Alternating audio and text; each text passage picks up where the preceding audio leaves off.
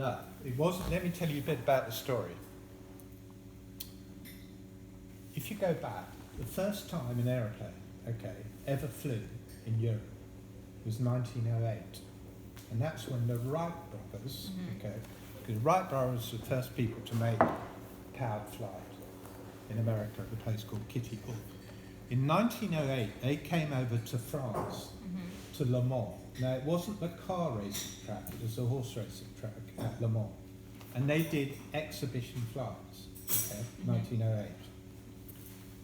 No one had ever seen an aeroplane fly in Europe, and you had every member of society, you had every king and queen of every country, you had everyone, people were astounded, and those early flyers, were bigger stars than the guys walking on the moon, or the pop stars or whatever. Yeah.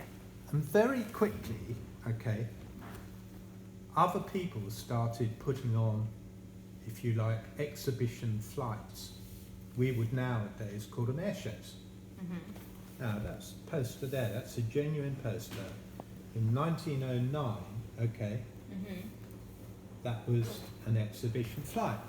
The first air show or exhibition flying, Louis Blériot, managed to cross the channel in 1909 from Calais to a field near Dover. Yeah. But the first air show or exhibition flying in the UK was at Doncaster in 1909. So really early on.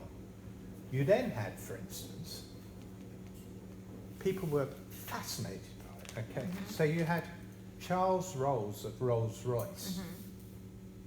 In 1910, he became an exhibition flyer, He happened to die in 1910 at Bournemouth. From Crashed. a plane or a car? No, plane. So, those early days, if you wanted to be a flyer in the early days, one, you needed to be incredibly brave. And two, you needed to be very rich, because you had to buy an aeroplane. And the only aeroplanes you could buy that people knew would fly at that moment in time was one of the Wright aeroplanes, and a Blériot, So, and they were very expensive and very fragile and very difficult and whatever. So, those early flyers, they were then doing these exhibition flights, and we had, there's a lovely picture of him there, a man called Claude Graham White, and he opened Hendon Airfield. He bought Hendon, some land at Hendon, opened the airfield, and he was doing exhibition flights there with other flyers, and it was packed out. It was, every day was like a badminton, horse trial, packed out day. With spectators? Yeah, and there was fencing all around, and people that couldn't afford to go in were putting their bicycles up against the fencing and standing on the seats to look over to see what was going on. So then what happened? So you had a very few flyers who happened to be very wealthy, bloody brave, because most of them died, I don't think that's called brave. Well, you had to be brave, knowing you would have had to be brave to go and walk. Neil Armstrong was pretty brave, wasn't he? So basically, what then happened, was then the war, so in the First World War.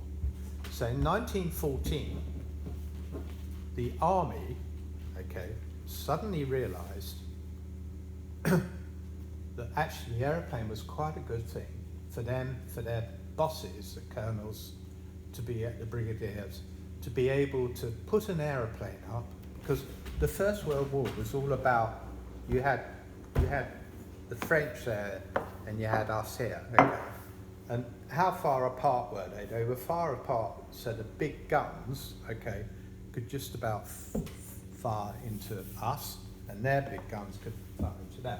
So it took a long time to move guns around in that war, because everything was moved around with horses. So if they were going to attack 20 miles away on this front, on the western side of the front. They'd slowly be secretly moving stuff around. And we didn't know what they were doing, because you couldn't see that far ahead. You couldn't see 30 miles, you know, you couldn't. So the old fighting, they used to go on top of a hill with binoculars and try and see what the enemy were doing. So they suddenly realised the aeroplane would be quite a good way initially to observe what was happening. So the planes would be based just behind the range of the guns, okay, over here. They'd take off, they'd fly overhead. There was no way of shooting them down in those early days. And they'd have a good look and draw little sketches on their knee and go back and report to the brigadier and say, look, they're now doing that. Great. But then, of course, they started shooting at each other. First of all, literally with rifles. They'd have a rifle on the side of the aeroplane. I'm not boring you, am I? No, this is a great story. So that's all going on in the war, okay? More and more flying, more and more stuff. And if you take this airfield, for instance, this airfield was a training airfield for the First World War. So it opened in 1916, closed in about 1920. So it was Royal Flying Corps Army-based airfield, okay? And why did it exist? Well, it and about 5 or 6 other training airfields opened up because suddenly, at the start of that war, they needed pilots because they realised the aeroplane was actually quite a good, useful way of looking what the enemy were doing. And the enemy now also had planes, and they started shooting at each other. But you had to train pilots. So this place opened up to train pilots.